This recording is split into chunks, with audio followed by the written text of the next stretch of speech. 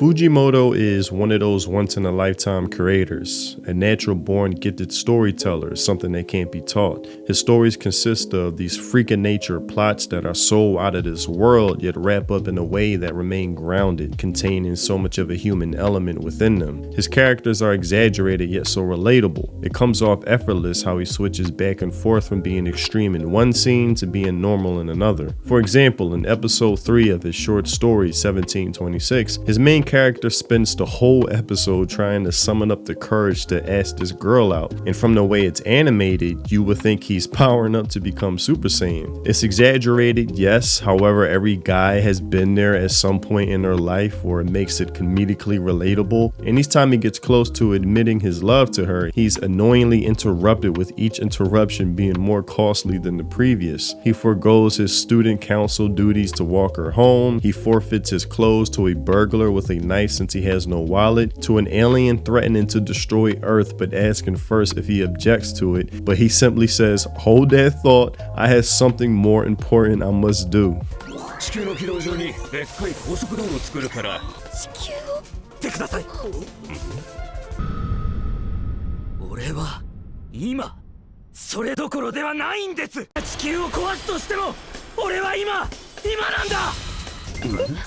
When I watched this scene, I laughed so loud and hard I wish I could replicate it just for this video. And his determination you hope he gets rewarded for. And the story, how it wraps up without spoiling it, shows how the weight and presence of love cures and heals all. And every time I consume one of Fujimoto's stories, it makes me ask, how does he keep consistently doing this? Each story is filled with unpredictability, but not for the sake of being predictable to where it becomes cheap, but it always fits naturally into the plot and the characters at hand. He gives you this extreme high, then sits you down for a calm low that leaves you fulfilled. Sort of like what this episode did when after watching the end of it, it just made my day that much better. The music, the art style, the sunset, everything just made me feel good how it came together, and Fujimoto does this effortlessly.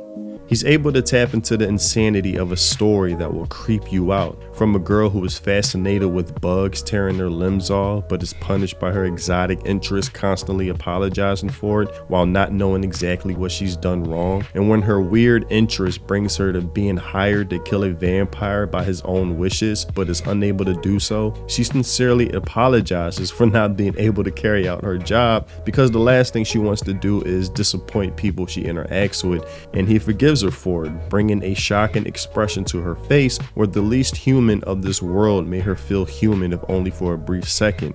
This is classic Fujimoto. And yes, it's a plot we've seen before where an immortal being wants to die, living in a perpetual state of boredom, but how Fujimoto delivers it within this setting still made me feel something more and more as this episode progressed. It's amazing how he can go from writing something as outlandish as Chainsaw Man or Fire Punch to writing something more tamed as Look Back, and still maintain a high level standard of storytelling while doing so.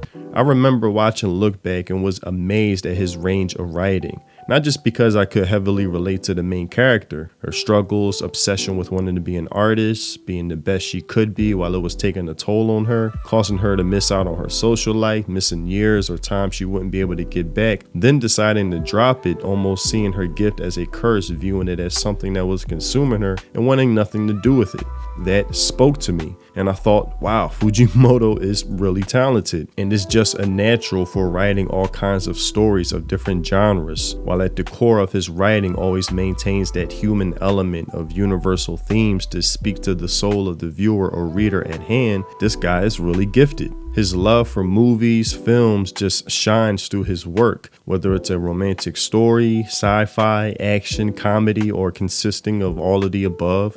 It's clear he's watched tons of movies with great admiration for all kinds of storytelling. Similar to his character, Togata from Fire Punch, it's clear that character's admiration for film was modeled after his own. And the thing is, he's still so young, not just for someone who's garnered such success, but his caliber of writing a story you would assume would match someone at least in their mid-40s, especially at the rate he's able to put them out. It's almost like he's just getting started, and I can only imagine what his stories will be like in his later years, which is why I conclude he's a once-in-a-lifetime storyteller, a natural-born possessing talent that can't be taught, but only given.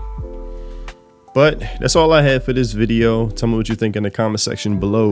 If you haven't already, check out his short stories titled 1726. I believe they are beyond worth watching, and I am truly fortunate to be able to enjoy his stories. And I'm so glad he's able to operate with the creative freedom he does, because I know if he wasn't working out of Japan, Western studios or Hollywood would have crushed his creative spirit, filtering out so many aspects of what makes his writing so great. Some people find it offensive, problematic, the usual complaints, but I simply find it fascinating, and I'm glad to be able to consume his works.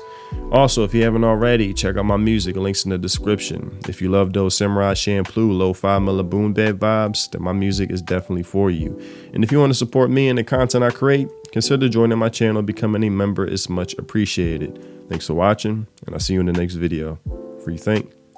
Peace.